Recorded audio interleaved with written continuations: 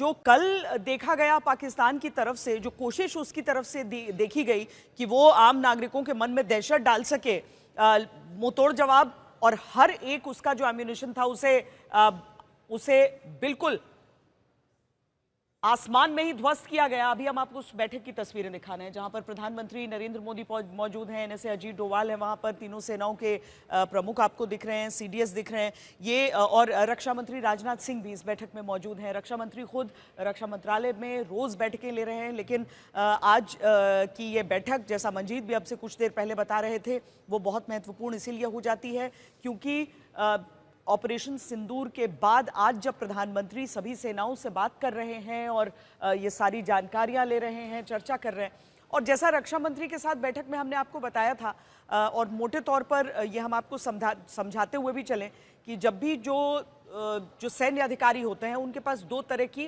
प्रमुख तौर पर वर्दियां होती हैं। वैसे तो अलग अलग वर्दियां होती हैं, लेकिन एक जो सेरेमोनियल वर्दी होती है, आमतौर पर अगर आप देश के प्रधानमंत्री या रक्षा मंत्री की से मिल रहे हैं, औपचारिक मुलाकात हो रही है, तो उसमें आप वो वर्दी पहनते हैं।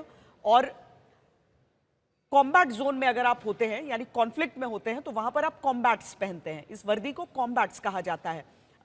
वायुसेना की अलग होती है, नौसेना की अलग होती है, और भारतीय थल सेना की अलग होती है। हल्का सा फर्क होता है। ये एक तरीका भी यही दिखाने का हमारी वॉर रेडीनेस और उन चेहरों का जो शांत भाव है, जो मुस्कान है, वो दिखा रही है कि हम तैयार भी हैं, हम सुरक्षा करने में सक्षम भी हैं। और प्रधानमंत्री नरेंद्र मोदी स्वयं चूंकि लीड कर रहे हैं सारे ऑपरेशंस को। पहले ऑपरेशन सिंदूर, जब उस ऑपरेशन को अंजाम दिया जा रहा था, तब बताया गया कि वो पूरे घटनाक्रम पर नजर डाले रखे थे, और आज भी उसके बाद भी जब इस तरीके का मौका आ रहा है, प्रधानमंत्री खुद इस पर नजर रख रहे हैं। हिमांशु हमारे साथ हैं। हिमांशु, प्रधानमंत्री को जिस तरीके से हम बात करते हुए देख सकते हैं, संकल्प के साथ एक आत्मविश्वास भी है। देखिए, बिल्कुल आत्मविश्वास भी है, क्योंकि भारत ने जिस तरीके से 9 आतंकी ठिकानों के ऊपर जो है 6 तारीख की रात को जो है हमला किया था, उससे ये अंदाज़ा लगाया जा सकता है कि भारत के पास कितनी पुख्ता खुफिया जानकारियां थी और सटीक जानकारी थी, जिससे सटीक जगह पर जो है हमले किए जा सके। और अभी भी भारत के पास ऐसी खुफिया जानकारियां हैं जहां आतंकियों के कैंप रहे हैं या आतंकी सरगना जहां पर रहते हैं पाकिस्तान में या पीओके के अंदर, वो तमाम जानकारियां हैं। और कल जिस तरीके से पाकिस्तान ने जो कार्रवाई की है, भारत पे हमले करने की कोशिश की, क्योंकि भारत ने आतंकियों के जो पनाहगार है वहाँ पर जो है हमले किए थे, लेकिन पाकिस्तान ने सिविलियन जगहों पर जो है 70 के करीब जो है अटैक करने की कोशिश की। तो कहीं ना कहीं भारत अब इसका जवाब देने के लिए तैयार है, और इसीलिए आज सुबह हाई लेवल मीटिंग हुई थी जो रक्षा मंत्री ने चेयर की, और अब प्रधानमंत्री नरेंद्र मोदी ने ये बैठक जो है वो चेयर की है, जिसमें रक्षा मंत्री हैं, एनएसए हैं, सीडीएस हैं, उनके साथ तीनों सेनाओं के प्रमुख हैं, और साथ में जो है रक्षा सचिव हैं।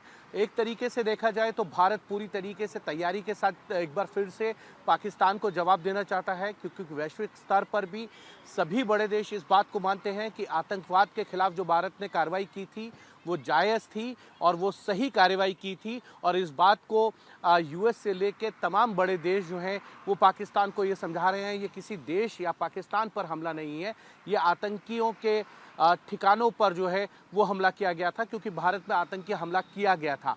अगर पाकिस्तान ने जो कार्रवाई की है, अब भारत जो कार्रवाई करेगा वो देखना ये है, क्योंकि अभी तक भारत ने सिविलियंस के ऊपर कोई इस तरीके का जो है वो कार्रवाई नहीं की थी, ना ही पाकिस्तान की जो सैन्य जगहें हैं, जो उनकी सेनाओं की जगह है, वहाँ पर किसी तरीके की कार्रवाई की हो। लेकिन कल पाकिस्तान की तरफ से जो है जम्मू कश्मीर, राजस्थान के जैसलमेर में, पंजाब के अंदर जो है वो जो सैन्य कार्रवाई की गई है वो रिहायशी एरियो में की गई है, यानी कि सिविलियनों को भी टारगेट करने की कोशिश की गई है।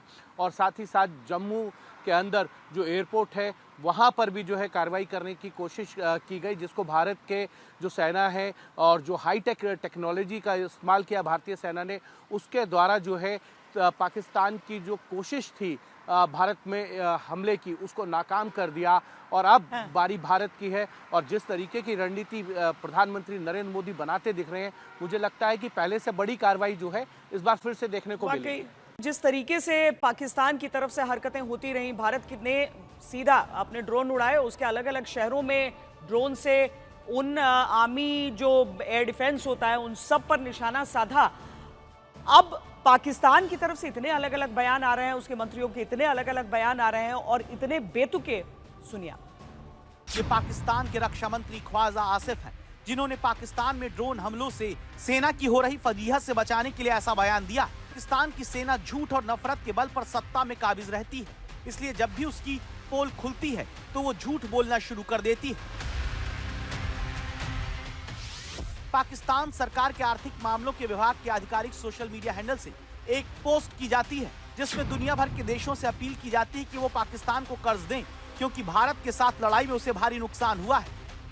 हालांकि बाद में जब पाकिस्तान के एक मंत्री से इसे लेकर सवाल किया गया तो उन्होंने उस सोशल मीडिया हैंडल को हैक बताकर अपने बयान से पल्ला झाड़ लिया। पाकिस्तान बेशक कह रहा है कि उसका सोशल मीडिया अकाउंट हैक किया गया, लेकिन ये भी सच है कि उसकी आर्थिक स्थिति किसी से भी छिपी नहीं। पाकिस्तान IMF के साथ कर्ज लेने की बातचीत कर रहा है। रेटिंग एजेंसी मूडीज की चेतावनी के मुताबिक अगर पाकिस्तान और भारत के बीच तनाव बढ़ता है तो पाकिस्तान को पैसों की तंगी का सामना करना पड़ेगा, लेकिन पाकिस्तान मानने को तैयार नहीं और वो आतंक को हथियार बनाने में लगा है। इसका सबूत भी सामने आता है। मुरीदके में जिस लश्कर हेडक्वार्टर को भारत ने मिसाइल से ध्वस्त किया, उसके सच को वहां के एक छात्र ने सारी दुनिया को बता दिया।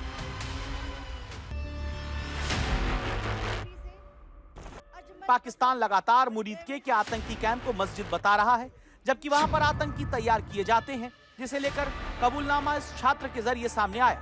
फिर भी पाकिस्तान के पैतरे खत्म नहीं होते। इसका एक और सबूत देखिए, जिसमें कराची पोर्ट ट्रस्ट ऑफिशियल के हैंडल से सोशल मीडिया पर पोस्ट किया गया कि भारतीय हमले में कराची एयरपोर्ट पर हमला हुआ, जिसमें भारी नुकसान हुआ है और ये दावा खुद कराची पोर्ट ट्रस्ट करता है। जाहिर ये खबर पाकिस्तान की सेना के लिए बहुत बुरी होगी, इसीलिए इसे भी पाकिस्तान की तरफ से हैकिंग का नतीजा बता दिया गया और अपने पर हमला छुपाने की कोशिश की गई। पाकिस्तान की सेना झूठ के सहारे अपनी कमजोरियों को छिपाती रही। हर हार को उसने बड़ी जीत बताया है। ऐसे में आसिम मुनीर भी इस मुश्किल वक्त में अपने इसी भरोसेमंद हथियार का सहारा ले रहे हैं।